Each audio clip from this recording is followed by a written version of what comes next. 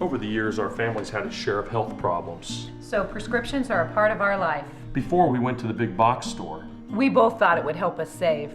But with the long lines and impersonal service, filling prescriptions became a chore. That's when a friend recommended D&H. Now Tristan knows our prescriptions. Brenda always helps us find the right vitamins. And after Dad's fall, Monica's been a real expert with all our home medical needs. All without the lines. Trust and service. That's our D&H.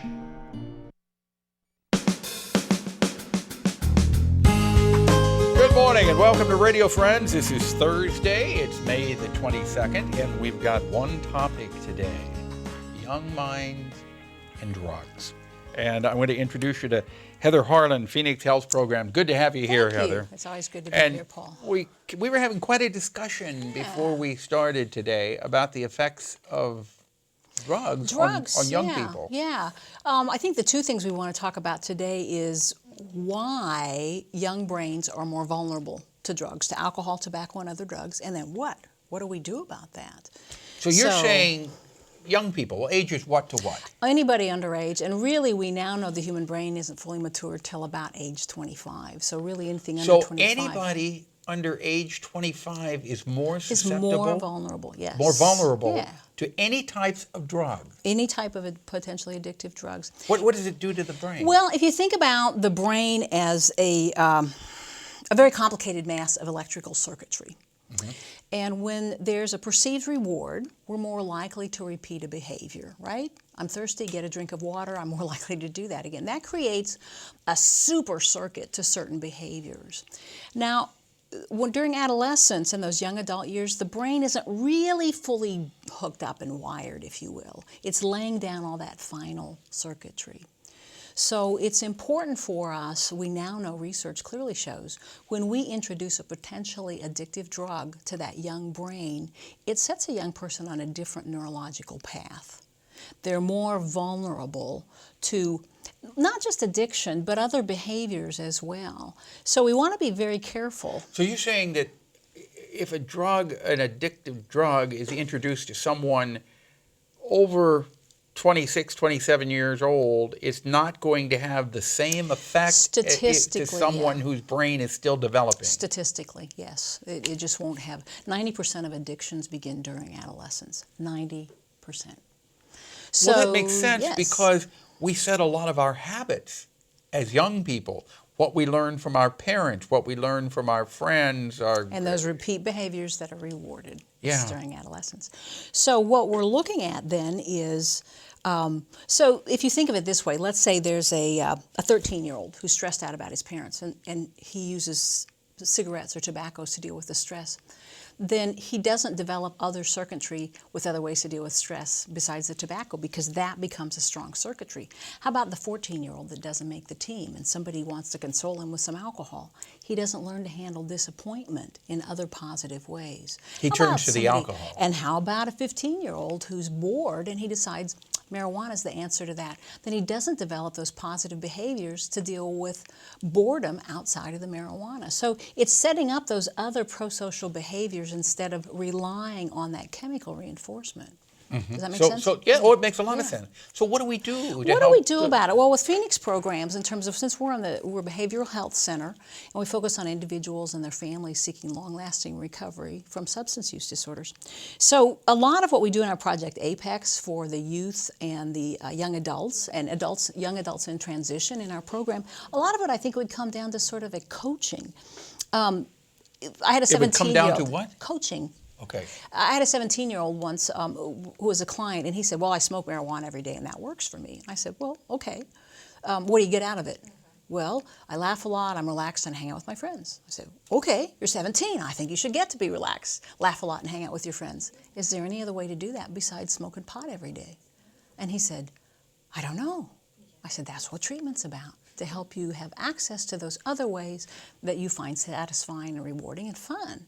So we do that with the young people to help them have more access to other pro-social activities. So there was a 17-year-old who was using marijuana every day. Is it too late then to change that habit of the 17-year-old, or is his mind going to still be wired that way through the rest of his life? Yes and no. In some ways, it becomes late very quickly because there's circuitry laid down that we can't change. If you could see it under a microscope, the brain has changed, and that's permanent, and we can't undo it. What we do then, which is very expensive and time-intensive and challenging, is to create new circuitry that's strong enough to compete with the circuitry that 17-year-old maybe didn't intend to lay And you can down. create that Yes. new circuitry in your brain even if you're in your 20s Absolutely. or 30s? 20s, 30s, 40s, 50s, 60s, 70s, 80s, we can do that. It's difficult, and it's much harder than paying attention and carefully being intentional about the circuitry that we lay down in the first place. And part of what we do with APEX, our project APEX for young people, is first of all, alcohol, tobacco, or any other drug, we're available to help with that. If you have a parent that's listening to me or watching today who's concerned about a teenager smoking, we can help with just at that level. They don't need to be using other drugs. We can help with the tobacco issue. The other thing we help the parents is how to react when your child's been using and when he's not. Sometimes we don't pay attention to how we're reacting under both of those circumstances. Okay, let's say there's some parents listening today that may suspect that something is going on, but they don't know for sure. Are there any signs to look for that says, hey, I need to talk to my child about this? Sure. I think the biggest thing would be change. Change in mood, change in friends, change in dress, change in habits, all of that. And I think the easiest way would be to give us a call at Phoenix Programs. So how do you approach the kid if you want to talk to him? To be able to express concern, and usually just a little step. I'm concerned, would you be willing to talk with this person with me? Not any commitment, not you have to do anything or change, would you be willing? And we can even coach the parent on how to bring the topic up, because sometimes that can be touchy because parents are very afraid. So we can help with that, and we can help them to be more likely to talk so their child is more likely to listen. We can help them think to get more of the behavior they want to see and less of what they don't, and how to take care of themselves in the process. Okay. So if people want more information, they can call you. They can call me, Heather Harlan, and my extension, let's see, 573-875-8880. And my extension, if you want to talk about APEX specifically, is 2142. We're on the web at phoenixprogramsinc.org, and you can find us on Facebook, too. Okay. And you still have your, is it Monday night? Monday night, 6 to 8, family group, except when we've got Monday holiday, open to the community. So Anyone, every Monday night. Every Monday, 6 to 8. You can come and you can talk about any problems that you have and how to handle them. It's a family group in terms of for the support members for people who may be struggling with substance use issues. Yeah, but you can talk about They that. they don't have to be enrolled in our program, but just family members. Even if your loved one is not seeking or anywhere close to seeking help, you come And there on is down. no charge for it. That is correct. Okay. Phoenix Programs. Thank Thanks. you, Heather Harlan from Phoenix Health Programs. Good to have Thanks. you here. Always good to be here, Paul. Okay. Thank you very much. Tomorrow, we've got Hickman High School Singers, a special graduation song from them to you and the school. Our program directed by Travis McMillen, Reynolds Journalism Institute. Audio is Pat Akers from KBIA. Our floor director is Amy Simon. And our assistant producer and guest coordinator, Uncle James Mauser. Drop me an email, pepperp@missouri.edu. Bye-bye.